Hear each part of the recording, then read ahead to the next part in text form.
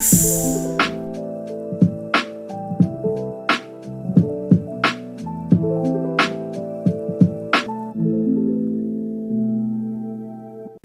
es Minuto 10. ¿Qué tal? ¿Cómo están? Soy Miguel Esquivel y estamos ya con la licenciada magíster en enfermería, una especialista en central de esterilización, centro quirúrgico, ha sido enfermera, jefa del centro de esterilización y centro quirúrgico del Hospital de la FAP y de la Clínica Ricardo Palma, la magíster Marixa Chapilliquén. Buenas noches, Miguel. Muchas gracias por la invitación a esta entrevista. Muchas gracias.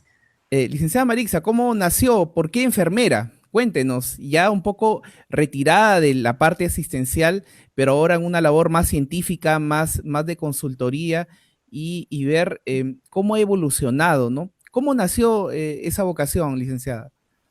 Mira, yo ya tengo 25, 28 años de enfermera, Ujú. no, 30 años ya de enfermera, de, 30 de años. haber egresado, sí, sí, terminé muy jovencita. Entonces, yo te comento que esto fue desde muy pequeña. Ujú. Yo tengo fotos cuando estaba en el colegio y ya era enfermerita, pequeñita. Y bueno, mi mamá siempre en el estímulo de este proceso, ingresé a la universidad y luego de allí empecé tanto en la actividad asistencial, el primer hospital que yo guardo grandes recuerdos de toda mi experiencia es el Hospital de la FAP. Aprendí Ujú. mucho, grandes amigos, ¿no? Todo. Entonces, ahí he trabajado 20 años en la FAP.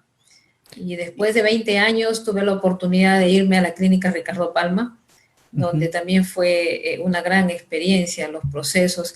Y luego de allí estuve trabajando en la empresa que tiene sede, el Hospital del Niño, Ujú. en la central de esterilización, ¿no? Que es, Ujú. sabes que es una APP, y Sí. está trabajando, ahí he estado trabajando casi 2 años, y bueno, luego ya es tomar la decisión de pronto de poder dejar esas actividades y poder desarrollar lo que es la docencia.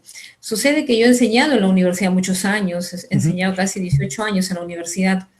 Entonces, ¿En qué también universidad? he enseñado en la Universidad San Martín de Porras, el Ujú. pregrado, el Ujú. posgrado en Villarreal. He enseñado Ujú. también el posgrado de Central de Esterilización y Sala en la Universidad Autónoma de Ica y bueno, también he enseñado en la San Luis Gonzaga, que recuerdo me tenía que ir los sábados tempranísimo para poder estar ahí en las clases, ¿no? Y entonces es algo que me gusta hacer, ese proceso de enseñanza, de compartir mis experiencias. Me encanta ver las personas cuando tienen este sistema de cambio, de proceso de cambio frente a una capacitación que le puedas dar, ¿no? Estamos en un proceso de cambio, licenciada, y cómo se viene dando, y ha sido un shock para todos, pero Sí. ¿cómo le ha tocado esto de muy cerca a las enfermeras, a las técnicas que están en la primera línea de batalla? Antes me decían, los médicos estamos en la línea de batalla, y yo digo, no, un momentito, las que están en la primerísima línea de batalla son las técnicas y las enfermeras. Sí. ¿Cómo ve el papel de las enfermeras en la actualidad? Mira, nos toca pasar un momento bastante difícil, pero de repente es algo de lo que la enfermería está preparada para esto. Nosotros en enfermería tenemos 4 grandes áreas. Una área es la actividad asistencial, que está la atención directa totalmente paciente, el área administrativa, el área de investigación y el área de docencia.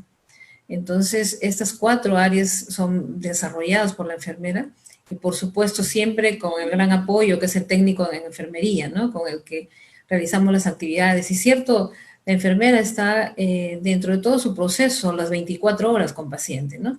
Y más si hablamos de un paciente en una unidad crítica, definitivamente la atención es directamente, ¿no? Nosotros tenemos diversas especialidades en nuestra profesión, entonces cada profesión siempre ligada a hacer la actividad con paciente, es un proceso totalmente integral, que no solamente vemos al paciente desde el punto de vista patológico, ¿no? Sino lo vemos integral, o sea, el aspecto espiritual, el aspecto familiar. ¿Debemos tener tanto miedo a este virus? Mira, sucede que este coronavirus es realmente sí agresivo. Ujú. Lo que sucede también es el hecho de que lo estamos conociendo. Debemos recordar que él ha aparecido en el año 2019, diciembre. Ujú, Entonces conocemos a una gran familia de virus, pero ujú, este coronavirus es diferente. ujú, Entonces vemos que hasta los tratamientos, ¿no? Están dándose, pero también son comportamientos diferentes, de que aún está en esa lucha de búsqueda de un tratamiento correcto, ¿no? Cada profesional está en su área de competencia, tratando de buscar la forma de poder erradicarlo, ¿no? Entonces sí, o sea, es muy, muy rápido esta proliferación, este daño, y una vez que se aloja contigo, entonces las probabilidades de daño son fuertes. ujú. Entonces, si uno detecta un síntoma que te venga pronto, hay que inmediatamente verlo y no poder llegar a ese estadio en el que nosotros estamos encontrando que si llega a un estadio mayor, realmente el daño del paciente es muy alto, ¿no? ¿Cómo diferenciar los síntomas de COVID-19 versus una gripe normal? ¿Cómo sé, puede ser COVID? Lo que sucede es que ya cuando la presencia de COVID como enfermedad viene asociado con un, por ejemplo, si nosotros vemos el resfrío, ¿no? Ujú, Viene un estornudo y de repente una tos, que es una tos productiva, de repente con algo de secreción, ¿no? Pero este COVID no, tiene una tos seca muy, muy pronto, tiene un dolor de cabeza, ujú, ¿no? Cosa que a veces no lo tenemos en el otro. Hay algunos síntomas que también van a ser, que se está viendo mucho, es la pérdida del gusto, ¿no? La pérdida del olfato. Y algo característico cuando ya está en un estadio mayor es el problema definitivamente respiratorio, el dolor, la dificultad que se tiene para respirar y que este síntoma nos está diciendo, pues tienes que acudir urgente, urgente al hospital, urgente a algún centro de salud en el que puedan ayudarte para poder ver y no tener este episodio mayor que significa estar en una unidad intensiva, ¿no? Que ujú. nosotros vemos que pues aquí en nuestro país ahora dice uno. ¿Y qué debo hacer si ya sé que tengo el COVID? O sea, ya me detectaron el COVID, ya salí positivo una, dos veces, me sacaron la serológica 4 días después. ¿Qué hago? La primera, me imagino impresión, se me bajan también las defensas, empiezo a entrar en caos, pero ¿cómo debería reaccionar la persona? Claro, o sea, ahí de repente son estadios que vamos a poder mirar. Por ejemplo, si estás en la convivencia en una casa Ujú, y en esa casa estás viendo que hay alguna persona que está positivo o que de repente al estar positivo ya yo tengo los síntomas, ujú, entonces tenemos que pronto hacer un aislamiento. Hay que hacer un aislamiento dentro del domicilio. Esto significa de que tengo que buscar un área donde yo pueda quedarme, ¿no? En un cuarto en el que no interrumpa el resto y esté en este proceso de aislamiento. Y este proceso de aislamiento es importantísimo porque va a permitir que si estás dentro, ¿no? ujú. Todas las atenciones que se te puedan brindar definitivamente no van a poder ocasionar el riesgo a las personas que están a tu alrededor. O sea, eso es uno de los pasos importantes. Y bueno, yo como comentaba, es el estadio en el que puedas presentar, porque si de repente tienes una tos, una cefalea, tal vez una fiebre y no hay mayor cosa, puedes estar en un aislamiento domiciliario, pero si a esto se incrementa algún problema ya de dificultad respiratoria, no puedes solamente quedarte en casa, ya hay que acudir a un centro de salud para que puedan brindarte totalmente las atenciones. ¿Qué es lo que se le podría recomendar a las personas? Imaginémonos que tenemos a un sospechoso de COVID en casa. Entonces ya lo aislamos, le separamos el cuarto, me imagino que la vajilla, el menaje, todo para él. ¿Y qué más? ¿Qué más? O sea, yo me imagino una escena de Ben-Hur y el Valle de los Leprosos y más o menos dejarle su comidita en la puerta y salirme corriendo. ¿Qué tengo que hacer? Lo que pasa es que ese aspecto, cuando lo miramos así, como lo dices, es Ujú, terrible, ujú, porque cuando una persona tiene este problema, imagínate cómo está su sensibilidad, cómo está ese aspecto espiritual de temor. ujú. Entonces es cierto, vamos a tener que cuidarnos, cuidémonos, pero no podemos como que apartarlo totalmente porque va a ser un peligro, que ya no solamente va a ser su daño de él de salud física, sino también va a ser el problema emocional. O sea, todos me Ujú. apartan, todos me digan, no. Entonces es cierto, hay que apartarlo, hay que cuidarnos con la protección respiratoria, el apartarlo es un aislamiento que ya le estamos haciendo, la protección respiratoria, algo importantísimo que yo digo, ¿cómo es posible que recién tengamos que pasar esta pandemia para poder ver que lo gran importante es la higiene de manos? La higiene de Pero manos es básica. toda la vida creo lo decían de una forma así, Sí, empezando cada capacitación, la higiene de manos era de todos los días uno que iba a cualquier capacitación de enfermería o médica, es higiene de manos. Y todo lo tomaba como, ah, bueno, ya algo así. Y es no, más, yo preguntaba a una enfermera cuál era los pasos correctos y de 10, creo que 6 no sabían bien, o sea, no lo sabían bien los pasos, ¿no?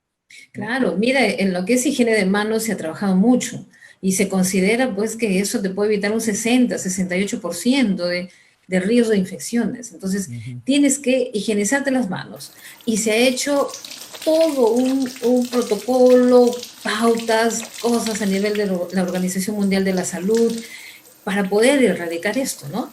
Y que no erradicar, no la higiene, sino erradicar las enfermedades a través de la higiene de manos.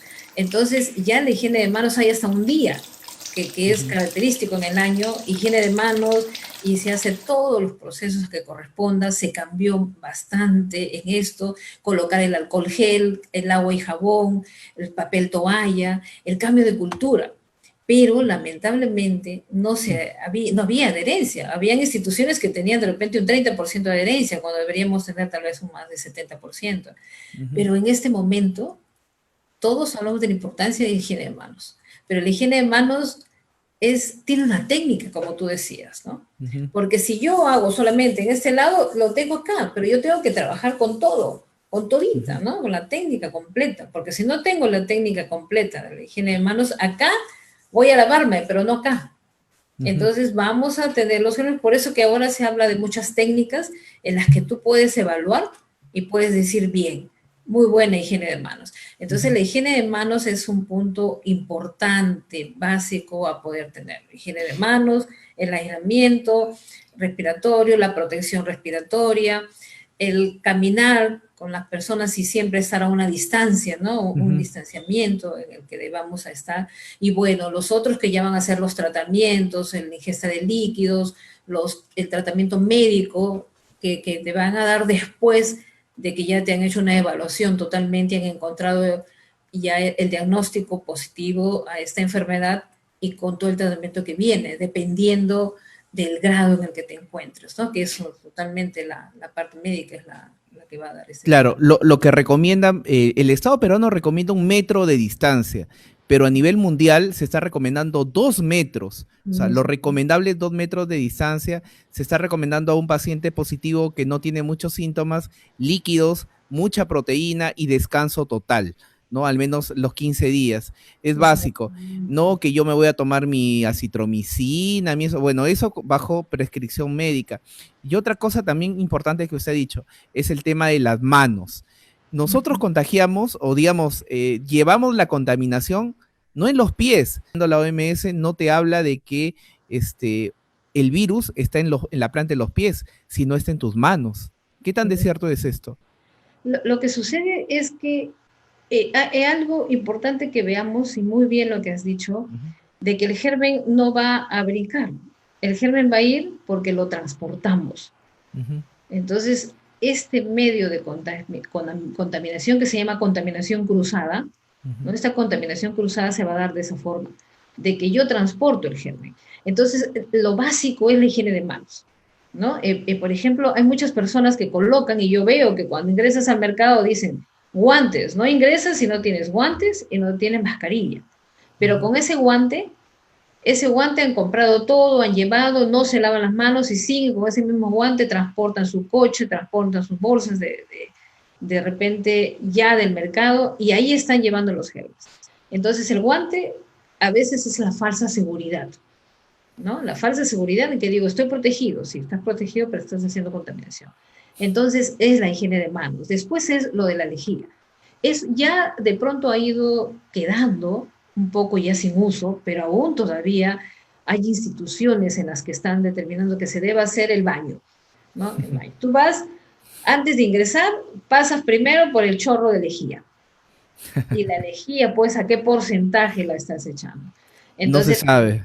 realmente la lejía es buena, pero es buena si haces bien el proceso. Así es. Entonces, no puedes utilizar la lejía si antes no has lavado. Y en la limpieza, de repente, esto, cuando nosotros hablamos en el hospital, decimos, yo no puedo hablar nada si yo no esterilizo, si no lo he lavado antes. Ujú, Entonces, también en casa, usa la lejía, pero antes has tenido que hacer la limpieza con agua y jabón. ujú. Pero una vez que utilizas la lejía, después que aplicas la lejía, tienes que enjuagar y tienes que secar, porque la lejía se convierte en algo tóxico. Pero también la lejía tiene limitaciones, que yo tengo que echar exactamente la dosis. La lejía es muy volátil, la lejía cuando uno empieza a olerlo me duele la cabeza, tengo sensaciones de, ¿no? Entonces la lejía Respiratorio.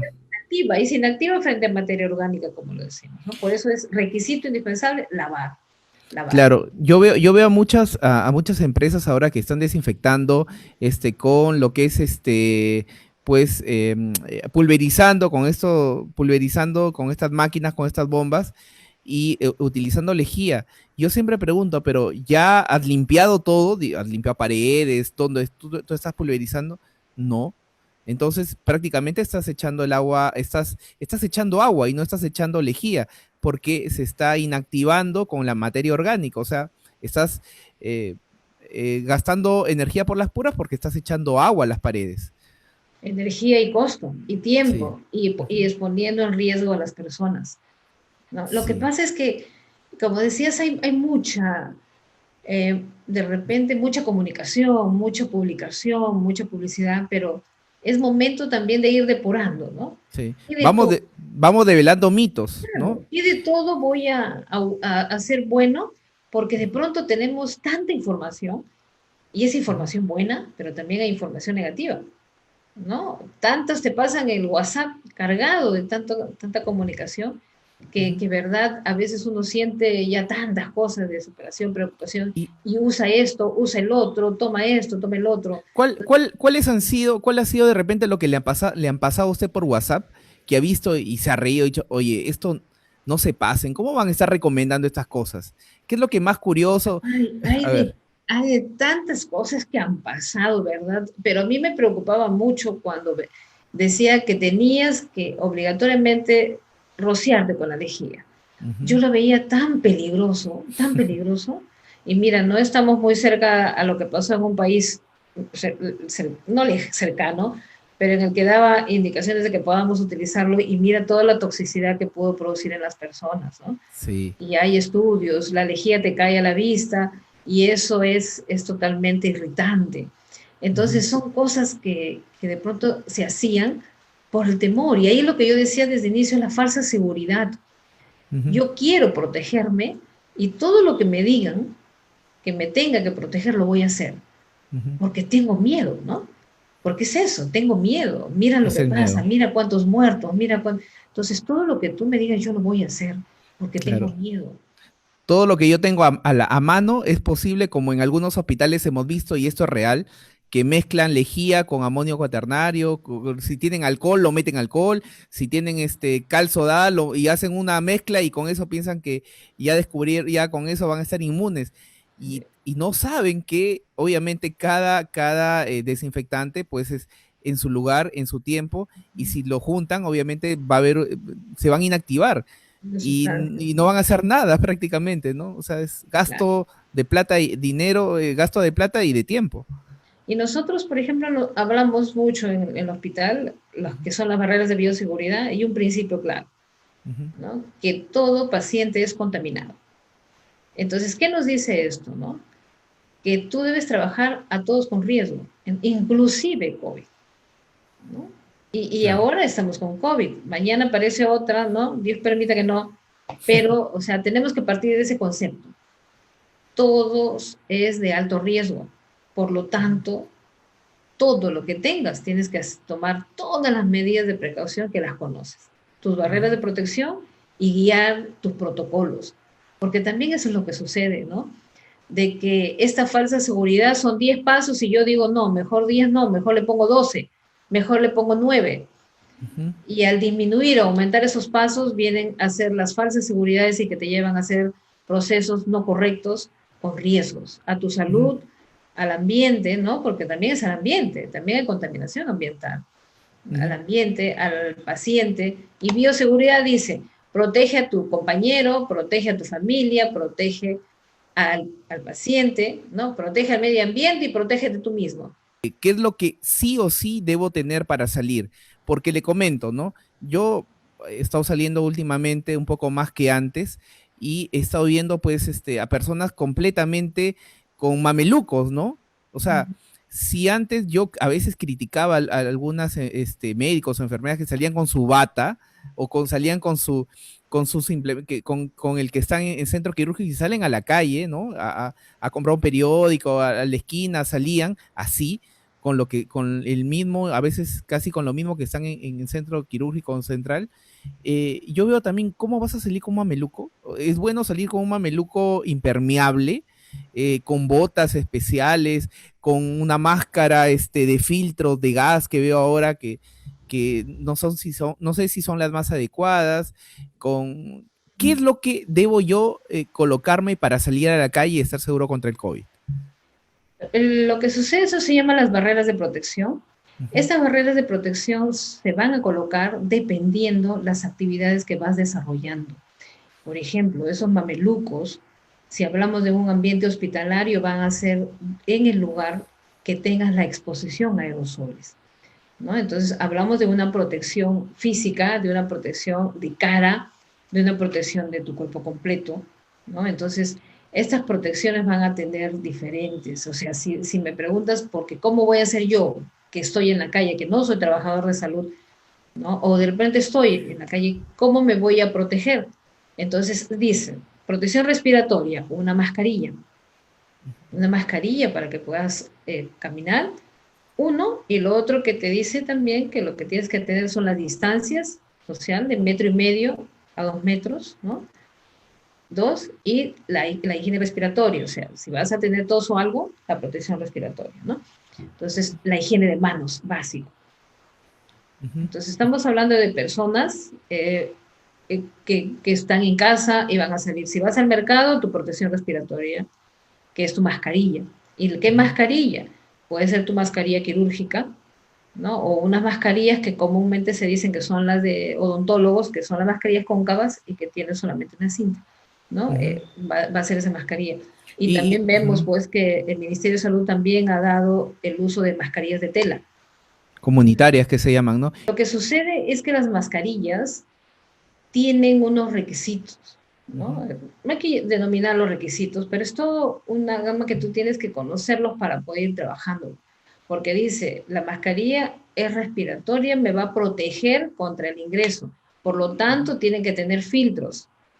Tiene que tener un sello hermético, que cuando yo me lo coloca voy a tratar de hacer, eh, probarlo, la presión positiva y la presión negativa que pueda tenerlo. O sea, son muchas características y algo importante que te dice que esa mascarilla debe tener una norma, un número, en el que hay una institución, ¿no?, internacional que valide estos procesos, que dice la NOSH, que es Dios.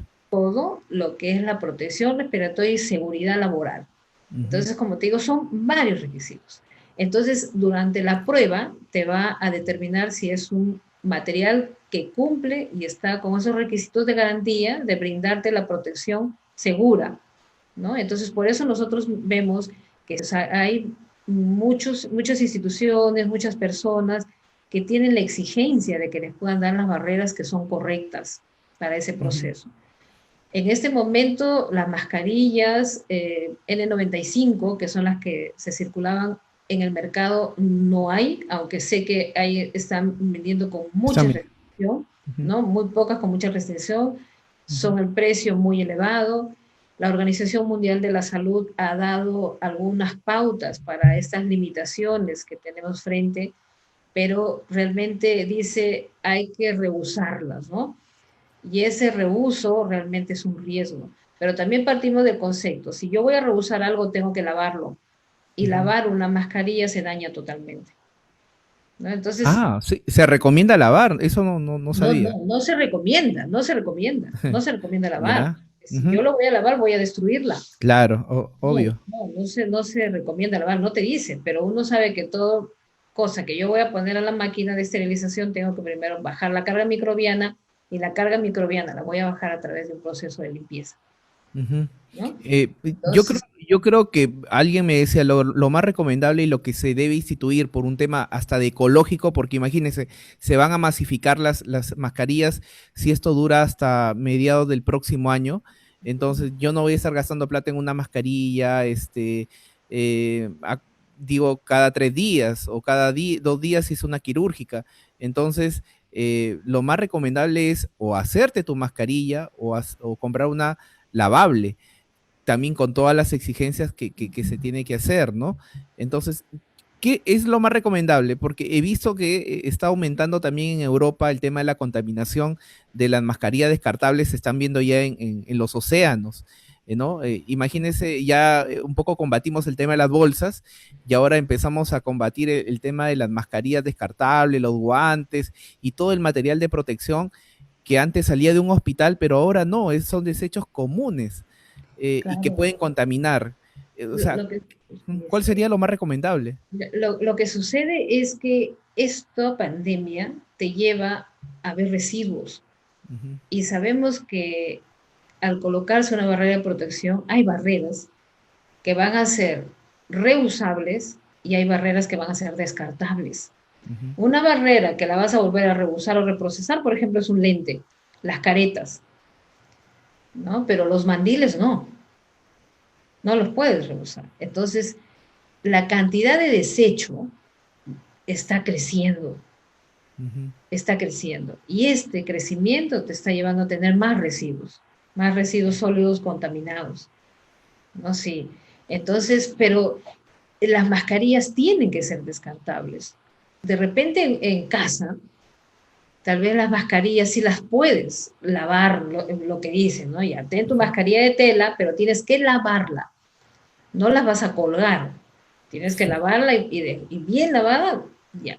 Pero eso no puedes hacer en un hospital. claro, obvio, no. En un hospital No. hay que descartarlo.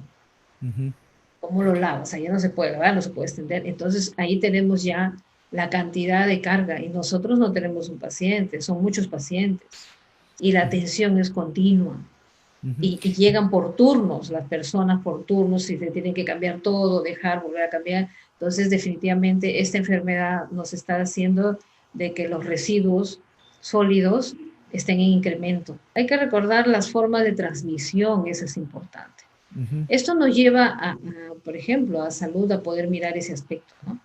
¿Cuál es la forma de transmisión? ¿Cómo se transmite? Porque nosotros decimos eso, veo la forma de transmisión y ahí es donde yo tengo que darle. Esto tiene una entrada, tiene una salida y tengo que justamente abordar en estos pasos, ¿no? Para ujú. poder dar acciones que las acciones sean correctas y disminuir. Lo que pasa es que yo sigo diciendo que hay mucho temor, mucho riesgo, y esto nos está causando estas grandes dificultades para poder adaptarnos.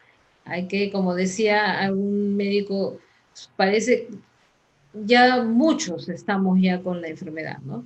Y el tema de automedicación, porque hay diferentes medicamentos que lo ofrecen hasta por WhatsApp y por Facebook, mágicos como acitromicina, lo que es libervertina, etc. Diferentes medicamentos. Como usted dice, ¿son buenos? ¿Funcionan o no funcionan? ¿Han salvado vidas? ¿Cuál es su opinión respecto a eso? Lo que sucede es que es cierto, ¿no? Esto se dio en muchos países que lo estuvieron probando, que le fue bien. Aquí en nuestro país también hay tratamientos que han ido muy buenos, pero que Ujú, también a veces no. Entonces todavía siguen los estudios en los tratamientos, pero lo importante es no automedicarse. ujú. No podemos automedicarnos por más que uno dice, no, un panadol es simple. No, no se automediquen. Hay personas que ya han comprado sus medicamentos y los tienen en casa. Personas que los siguen tomando, ¿no? Hay personas que dicen, yo ya tomé 15 días, ¿puedo volver a tomar más? ¿no? Entonces, Sí. están comprando las cosas. Y de repente, como decía alguien, eso costaba de repente un sol, ¿no? Ujú. Y ahora ya no cuesta un sol, ahora cuesta 15 soles. Un Sí, panador, hasta el panador le está costando carísimo. Ya no venden panador en blister, ¿no? Si no lo están vendiendo por unidades y caro el panador. Entonces yo lo que sí recomiendo es no automedicarse. Todo el claro. tratamiento tiene que darlo un profesional que está experto en esto y ese es el médico. El médico es el que Ujú, va a tener que evaluar a la persona y poder decir si estás con estos, en estas condiciones y necesitas este tratamiento, pero no la ujú. automedicación. Tiene grandes riesgos la automedicación porque hay personas que pueden tener de repente alguna comorbilidad y esto los va a llevar a unos procesos de mayor riesgo. Recomendaciones o los tips de la licenciada Marixa Chapiriquén para el tema de cuidado, primero en hospital y luego en la casa. Bien. Bueno, lo primero que esto te deja algo en el que dices uno, trabajo en equipo, el Ujú, aprender y por otro lado un poco de liderazgo, no un poco, mucho liderazgo, ¿no? Mucho liderazgo en ujú, este proceso.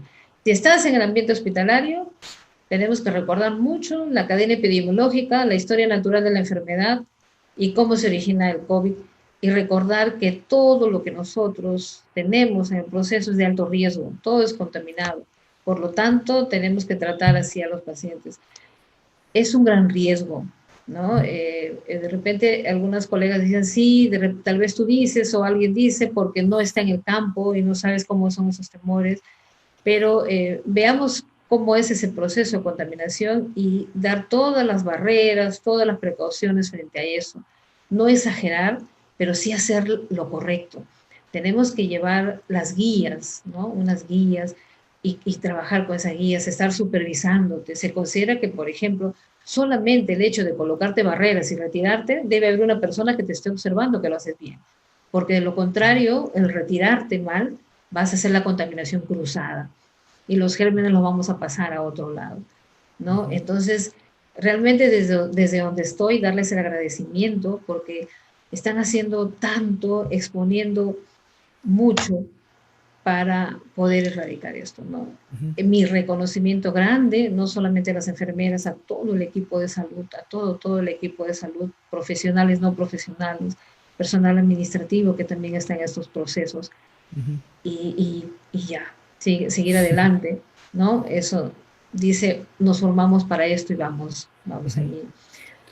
Para las Y- personas en casa, ujú. igual, hay que tomar las medidas de precaución de aislamiento, su mascarilla, la higiene de manos, tanto en salud, higiene de manos, también higiene de manos, tenemos que seguir en ese proceso.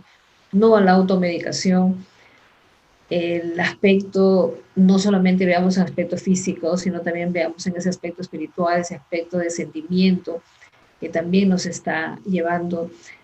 Y bueno, eso nos lleva un poco, dice que ya la vida no es la misma, ¿no? Que nos vamos al cambio. Sí, Entonces aprendamos a valorar lo que tenemos, ¿no? así es. La vida es tremenda. Así como yo tengo vida y quién es mi instrumento de trabajo como profesional de la salud es una vida. Por Ujú. lo tanto, esa vida tenemos que trabajarla, ¿no? Tenemos que agradecer mucho a Dios que estamos aún todavía todo con vida y pedirle en oraciones que, bueno, pues que calme esta pandemia de riesgo, ¿no? Y que se hagan las cosas bien, ¿no? Poner tus barreras, no de repente un poco a la exageración, no a la automedicación, pero sí a tus procesos y el trabajo en equipo. Aprender a reconocer que cada uno de nosotros somos importantes, no hay uno menos que otros, ¿no? Aprender a Ujú. reconocer eso, la importancia, la confianza que puedas dar con tus compañeros de trabajo. Ujú. Gracias, licenciada Marixa Chapiriquén, gracias por su tiempo sobre todo, y porque sabemos que es una persona también muy, pero muy ocupada con todo el tema de capacitaciones y el tema de ver los nuevos protocolos para algunas empresas. Así que muchísimas gracias por su tiempo. Esperemos tenerla en algún momento más adelante para hablar también de temas, por ejemplo, de desinfección y también ver cuál es su implicancia en las casas y en la vida diaria. Así que estuvo con nosotros la licenciada Marisa Chapiriquén. Muchas gracias a todos, muchas Muchas gracias gracias. Miguel. Bendiciones para todos. Listo. Estuvo la licenciada entonces Marisa Chapiriquén. Hasta aquí, minuto 10. Nos vemos en el próximo programa. Cuídense.